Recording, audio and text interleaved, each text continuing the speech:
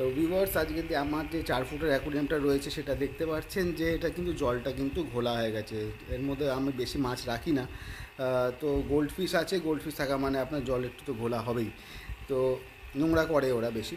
তো আমি আজকে এর জন্য আমি কী করেছি, এর জন্য আমি প্রতি বছর যেটা করে থাকি সেটা হচ্ছে আমি এইখানে একটা ডবল ফিল্টার বানিয়েছি। তো এই যে ডবল ফিল্টারটা আমি কীভাবে বানিয়েছি সেটা আমি আপনাদের আজকে দেখাবো। তো পুরো ভিডিওটা দেখবেন।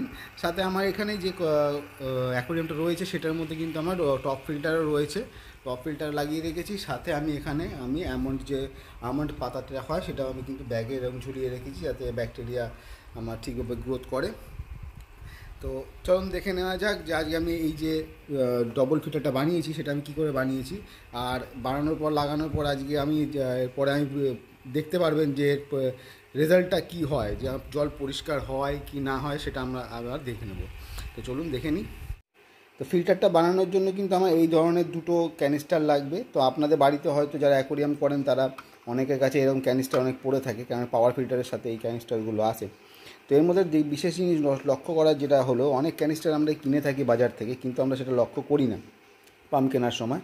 তা পাম্প কেনার সময় এবার থেকে লক্ষ্য করবেন যে কিছু কিছু ক্যানিস্টার রয়েছে যার নিচে কিন্তু এইভাবে আপনার ভেন্টিলেশন থাকে নিচের থেকে টানার জন্য। সাথে এই জিনিসটা একটা দেখে নেবেন যে এইরকম একটা কাঠ থাকে, এই যে গ্যাপটা রয়েছে, এই কাঠটা রয়েছে, এটা কিন্তু এটার বৈশিষ্ট্য।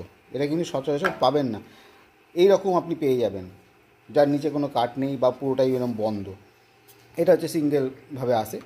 তো আমার কাছে দুটো ছিল, আমি একটা অ্যাকোয়ারিয়ামে লাগিয়ে দিয়েছি আপনাদের দেখানোর জন্য, কিন্তু আমি এটা আলাদা করে আরেকটা রয়েছে সেটা আমি আপনাদের দেখাচ্ছি।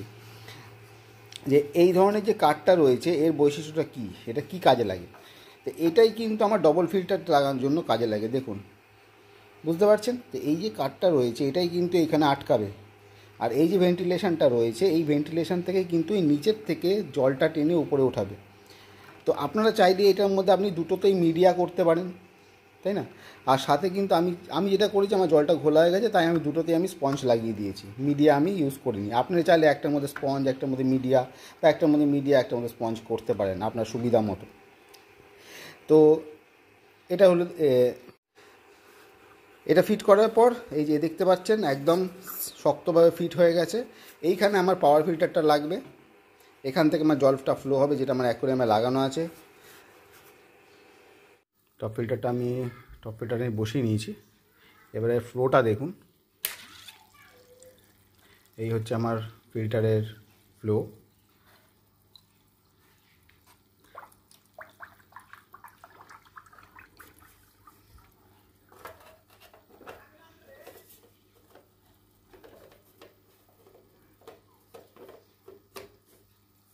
জাস্ট একটু ডেকোরেট করার জন্য আমি এভাবে রেখে দিয়েছি।